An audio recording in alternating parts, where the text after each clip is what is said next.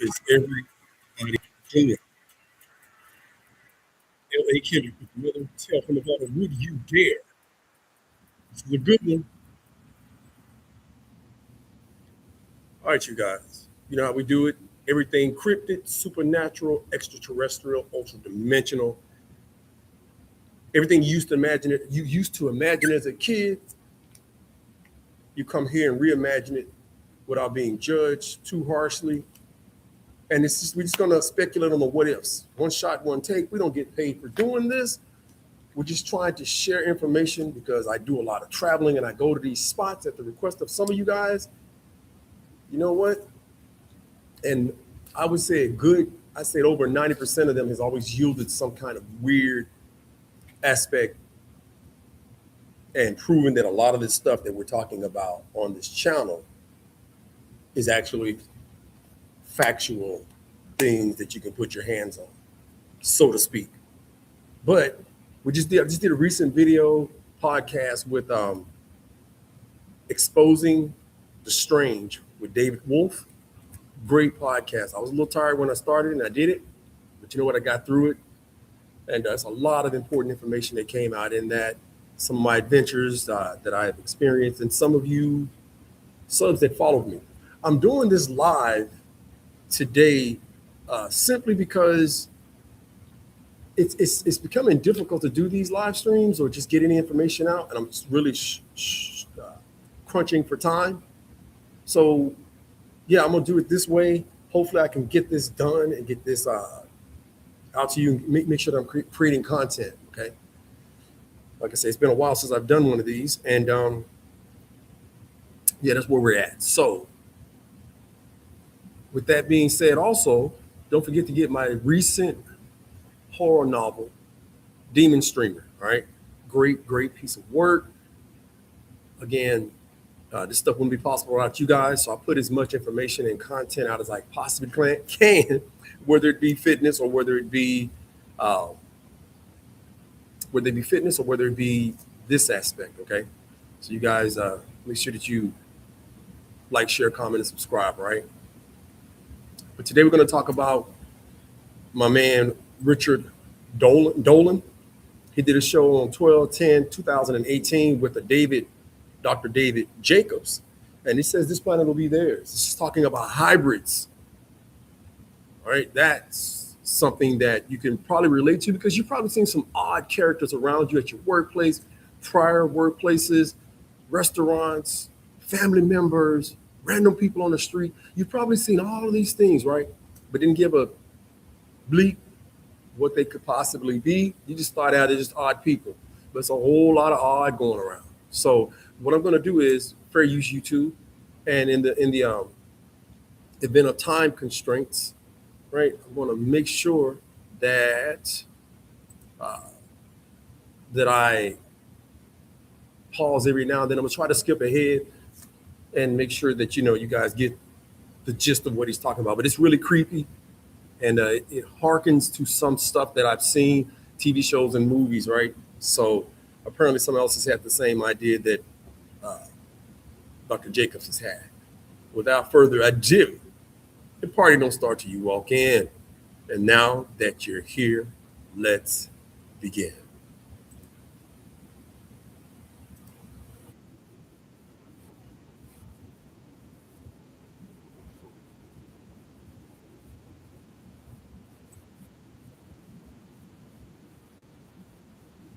Before I started doing abduction research with him, or after I had not done abduction research, period.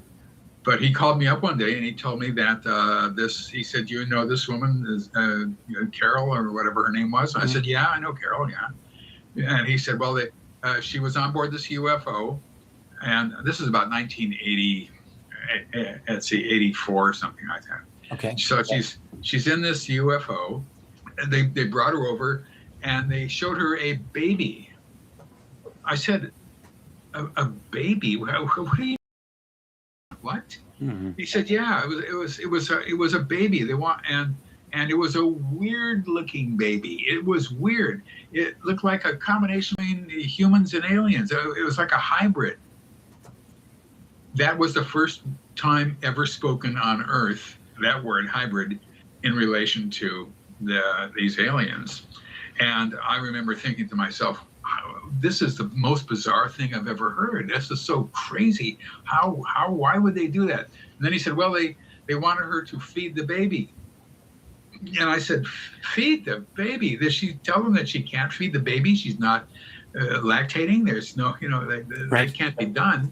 And he said, yeah, she told that she can't feed the baby, but they forced her to put the baby to her breast anyway.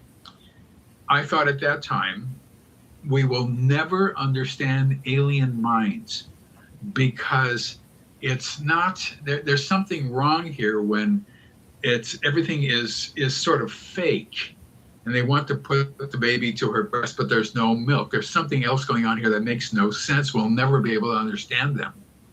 Of course, we learned later on that the woman is already, her breasts have already been filled with milk. Oh, you're saying she was lactating? She was lactating without realizing? Right. Yeah. What we didn't know until later, of course, was that it already stimulated lactation. And when they put the baby to her breast, she was, in fact, she did, in fact, have milk in her breast. But at the time, it was just impossible for me to imagine why they would do that.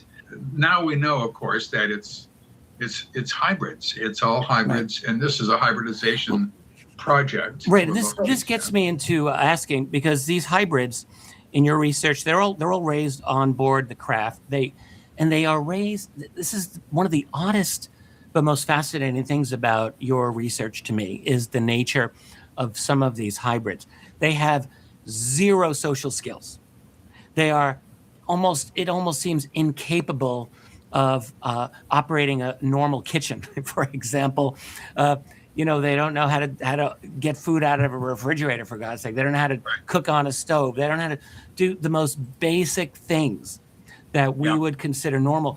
And as I was going through this, reading through your account of this, all I kept thinking was, and they're going to take over Earth. Like, they don't have the first clue of how to manage our society. And I mean, didn't it strike you as like this odd thing? But of course, they have one power, which is that ability neurologically to control us. But I keep thinking, is that enough? They just seem, honestly, not very intelligent. It's not a matter of intelligence as it is a matter of just knowledge. When they come here, and this is I'm making very large claims, of course. When they come here, as people have told me, they are naive. There's only so much they can learn being on board a UFO. Once they come here and begin to live in human society, their abilities they learn that there's a lot more to learn, an enormous amount to learn. So the abductee takes them to a supermarket. Now I can imagine, like he said, they're naive, and should they be able to do more, do better? I just don't think in our current state and the way, how aware we are of each other and things that are around us, I could see it being very easily for a civilization that can actually breed another life form by splicing genetics. I can see how that would be something that could take over without a lot of effort, because depending on how effective our weapon systems are against theirs, I really don't see how we'd be able to stop them if this is true. And teaches them how to buy food, because you can't do that on board a UFO, obviously. Right. And the abductee teaches them all sorts of things. They're amazingly good at remembering things, astonishingly good. And things don't get mixed up in their minds, from what I can tell. And all information is remembered. So consequently, they're quick reads. They're quick reads mentally. They actually don't read, though, do they? Or do they? Do they read? I am not sure. It was an interesting thing. Like, going through your research, on none of the abductees that you regress seem to indicate that these other beings like have books Okay. or do this type of knowledge. And to me, that just struck me as like, how would they pass on information? And the impression that I'm getting from your work is that is it what, all telepathic? That they just all mind meld essentially with each other? Is that it? No, it is not that. Okay. If I live long enough, I will write a book about my experiences, so to speak, via the internet, talking with a hybrid. Now, I know that I fully understand how crazy that sounds, but there is a logic to it that unfolded with me for a long time, until this one hybrid who was living here, had just begun to live here, and I got into a conversation that lasted over something called AOL Instant Messaging, now defunct. I typed out things, and I would type things back. And this was in the room of in the home of an abductee with whom I had worked for many. Was it 2008? AOL? 2008, 2008, 2009? Years, and who I'm still in contact with, and is not a person who would lie to me. Right. So, and I've known her literally since 1999 or 1998. Okay. So he was able to write to me, and I was able to write to him, and he read, and I read. So he has learned to do that somewhere along the line. I see. Perhaps on board a UFO, I don't know. But at the same time, abductees will teach hybrid children how to do things. I don't know if they've taught them how to read, but as I remember, there were a couple of instances where kids were reading things that they had purloined from human kids' rooms and things like that. So they can read. How they were taught how to read, I don't know, but these are hybrids. They're not human. They're not fully human. Yeah. They've got other material in their brains that are different than ours, and perhaps better than ours in some way. Certainly better than mine, that's for sure. It's a good question, and the answer is, yeah, they can do all those things. And the ones who are coming down here, they can read, they can write, they can do this, they can do that. Okay. Normal. Well, their society, alien society, just didn't seem to be one that had books or reading, to say nothing of arts, music, or what we would consider higher culture. Like, none of that seems to exist for them. They will purloin, they will steal children's books and have hybrid children read the books or look at the pictures or whatever they do. Having novels taken or other thick books, nobody's ever mentioned that to me. Nobody's ever said that to me. So we don't know whether they go on with their reading activities after they learn how to read early on.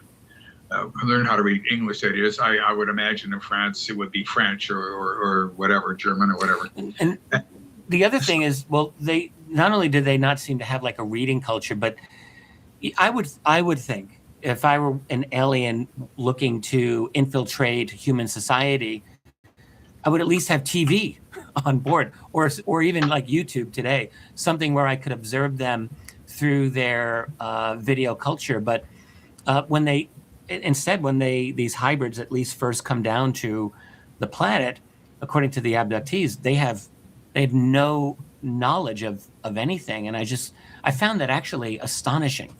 Okay, so there's a TV show, there was a movie in the 50s, I believe, maybe even the early 60s, right? And then Christy Alley, I think that's her name, and Christopher Reeves. The movie was called Village of the Damned, and they're speaking about hybrid children in this town. You got to check it out. The whole town went black.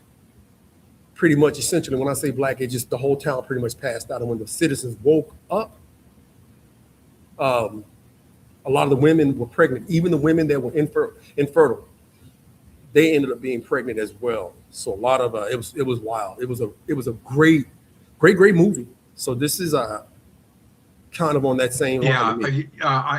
in Walking Among Us, I talked about a group of young children, kids who came into this one abductee's house. It was looking around, and they looked at the television. They didn't know what it was, and she said, "Well, you watch different things on it," and then they had a cascade of questions about who gets to watch television, how long can you watch television, who makes that, who says things like that, and asking all these questions about how one looks at television and why. Like, what are the rules of watching What are television? the rules? That's exactly right. What Yeah. are the rules? That's what these young kids were talking about.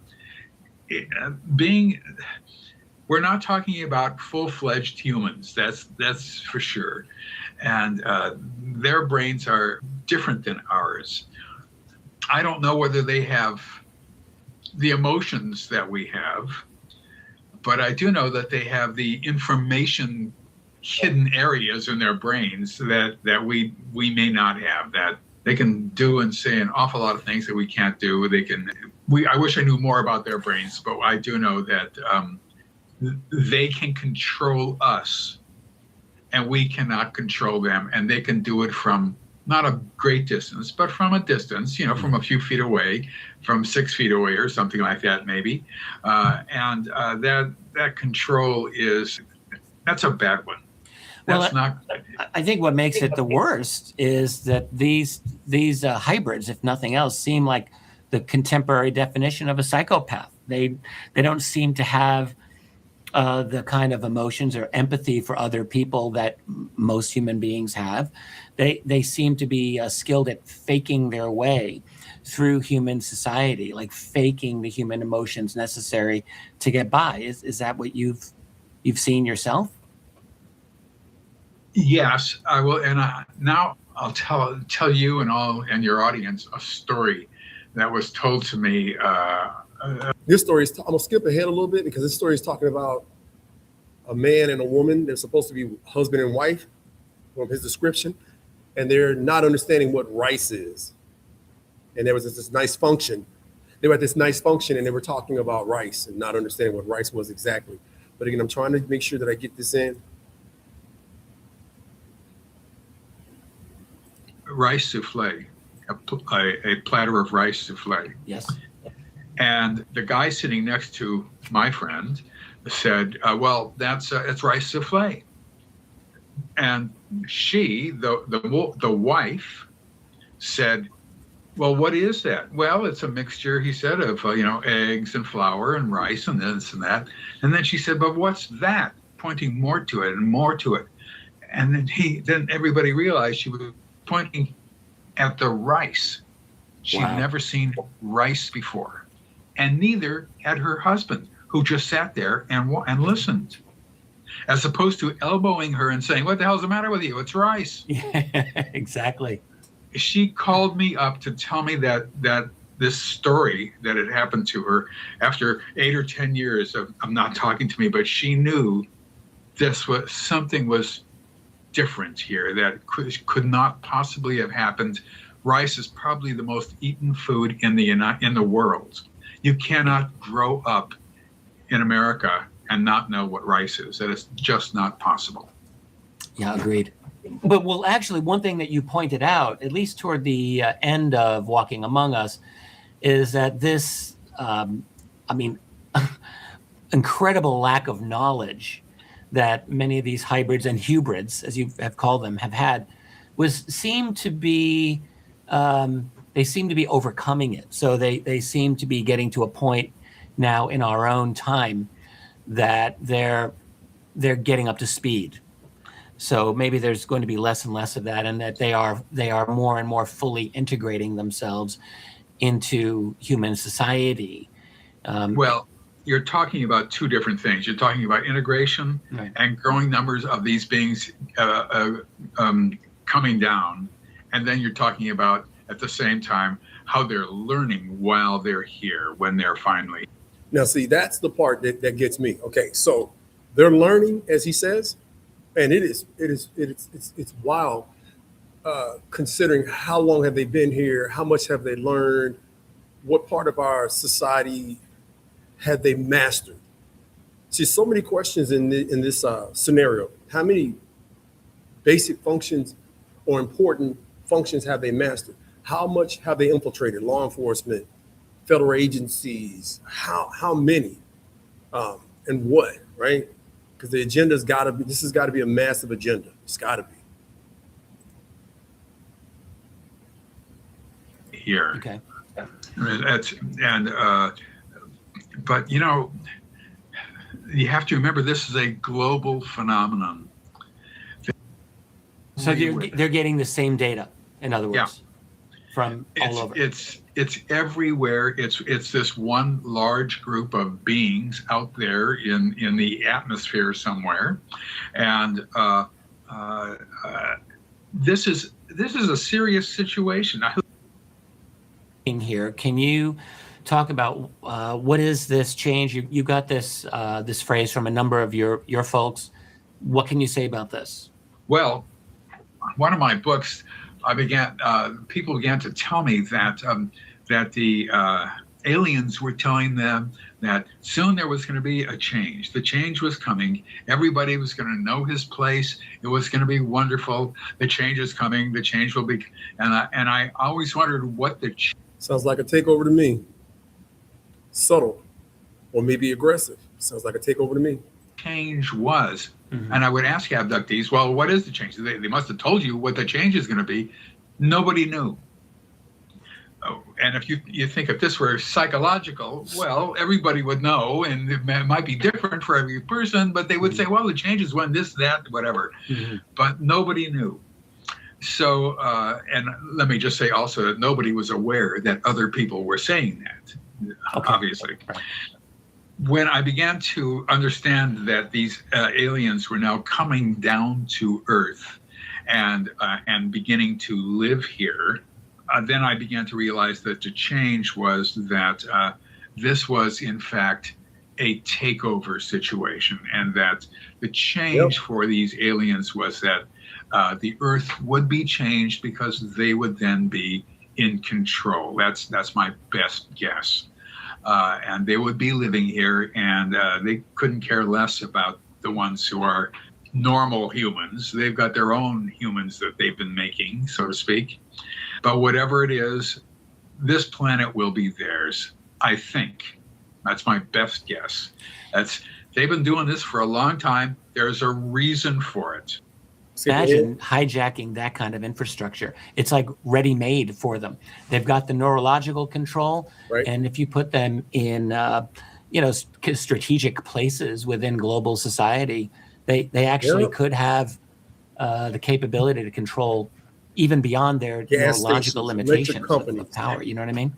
It is certainly like you are in an airplane. If it suddenly starts to make a left bank, your body sort of moves to the right a little bit. This is talking again. I'm skipping ahead a lot. They're just talking about at this point how the technology on board the alien crafts might be, and how they don't experience the same G-forces and things that humans would experience. Nobody has ever described anything like that. We have no knowledge of what their life is like outside of what people describe to us. We don't know whether aliens of any type sleep. We don't know how we know how gray aliens eat, but we don't know whether the other two, the insectolins or the reptilians, whether they eat or not. We don't know how they get fuel. We don't know anything. But what we do know is that this is extremely advanced technology. It's not just one layer above us. They have come through space from somewhere we don't know where, and flown here and have decided to take over. God, I hate to say this because it sounds so crazy, but to take over the planet, if you will. And they've done this before, almost certainly, and they're doing it in a routine fashion. They are extremely advanced. Now, what was alarming to me was listening to the sense of urgency and the cry out for, hey, pay attention or maybe it's too late. That's what alarmed me a lot when I was listening to this. The parts that I could catch, the parts that I, slow down enough to listen to and check out. That's what got me. That his sense of urgency. Listen to his voice as it gets closer to the end. It's not like they're a few years ahead of us, or 10 years ahead of us, or even 100 years ahead of us. They might be 1,000 years ahead of us for all we know. And they're smart. And they retain things in their brains, just like we do, and they learn things just like we do, and all that. Now, I'm not talking about gray aliens necessarily, because they're different. They're workers who are created to do work. You're talking about the insectolins, the ones at the top of the chain. I'm talking about the ones in charge, the insectolins, especially, and hybrids, because hybrids have human DNA in them, and they've got they have brain power that human beings don't have, and they can all talk telepathically. Now, of course, all abductees talk telepathically too, but mainly on board a UFO. So what can we do? Is there? I mean, you've mulled this over 1,000 times or more, I'm sure, and I don't know if you have any answers, but have you thought of? Is there any hope? Is there anything that humanity can do in the face of this threat? I don't know if there's anything that humanity can do in the face of this threat. The problem is that people of goodwill who are intelligent, more intelligent than I am, need to get together and understand what That part. is happening, and then try to figure out some way of dealing with it. It may be too advanced to deal with it. It may be too late to deal with it, but at least we might have some sort of a fighting chance. That is not happening.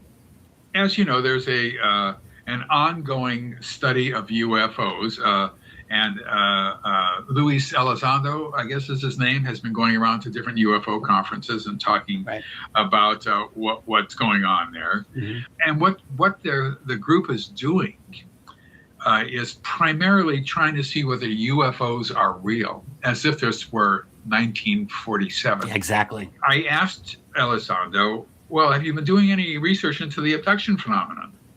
He said he's not at liberty to tell me that.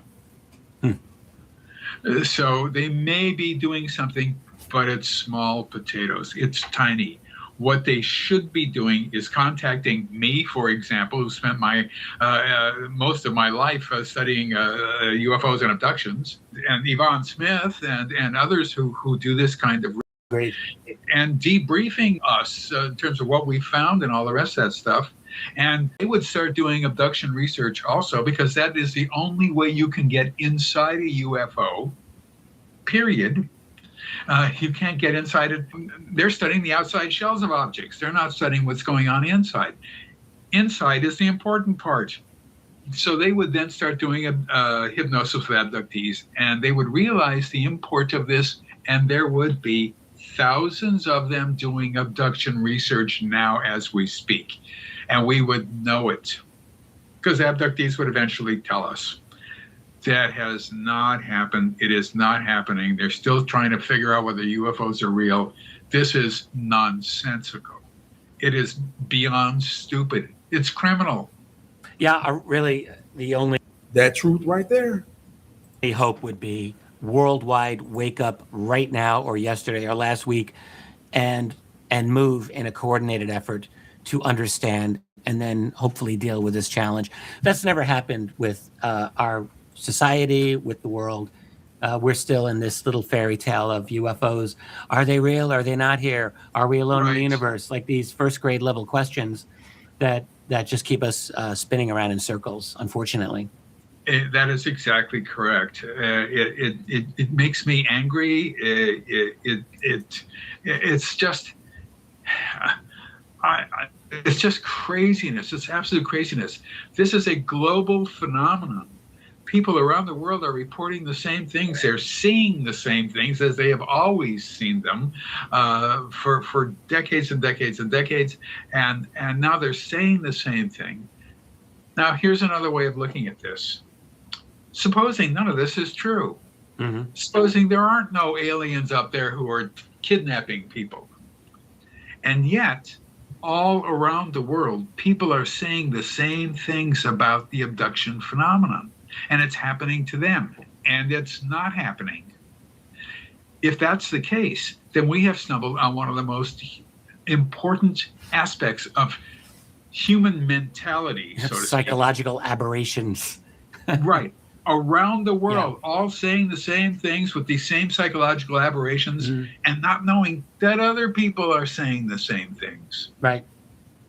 Well, one thing that is, well, about to say that is profoundly important. You'd think that scientists would get interested in this fake phenomenon that everybody is talking about. Well, I think that's much more unlikely than the actual likelihood that there are others who are walking among us and are here. The one hope, the only thing that I could say is a silver lining here is that they must operate clandestine. They must be secret, and so therefore, my assumption is, if they were not operating in secrecy, we would have the ability to oppose this program. So there's always that. That is right. Because they're secret, it means that that they're afraid of something. Right. That they're not in total control.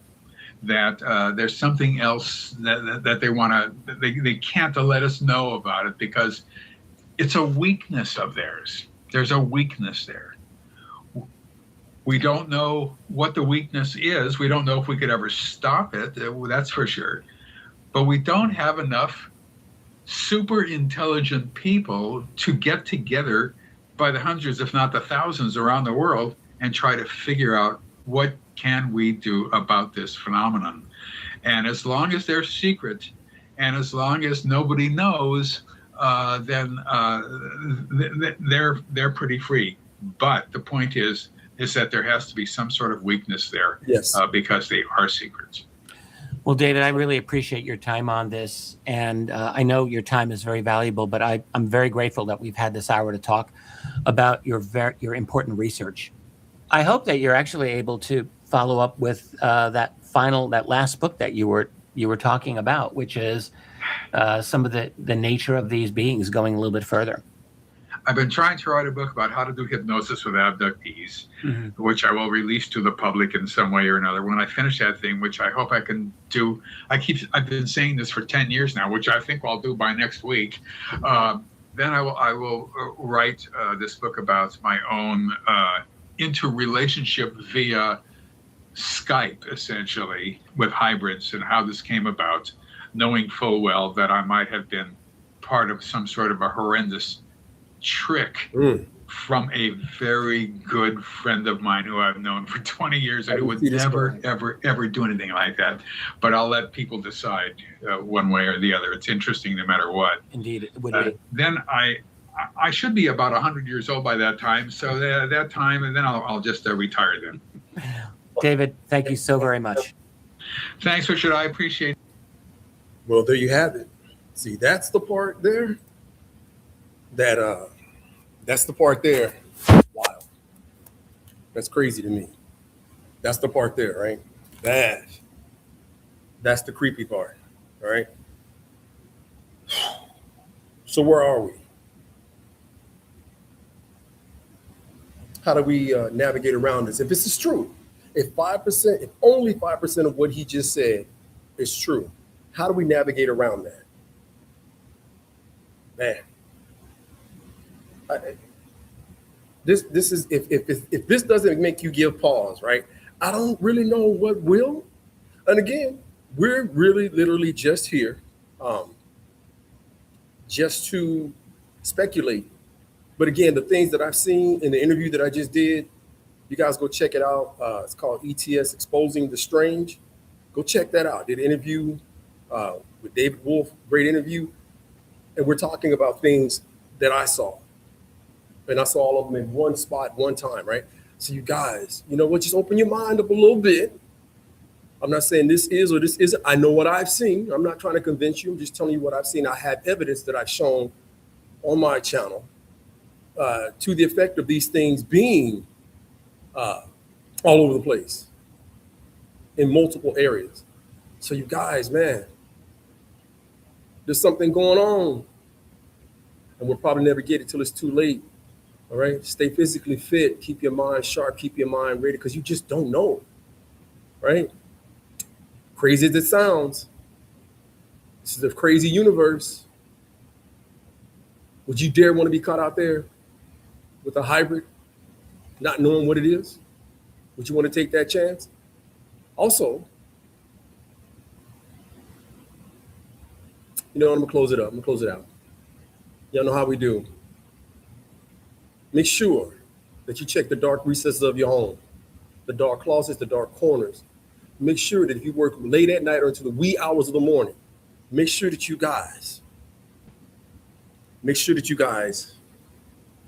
check under your car, check around your car.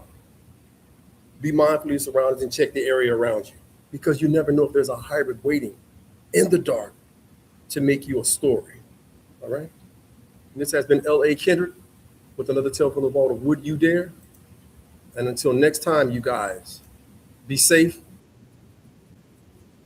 Keep your mind sharp and feeling the rest.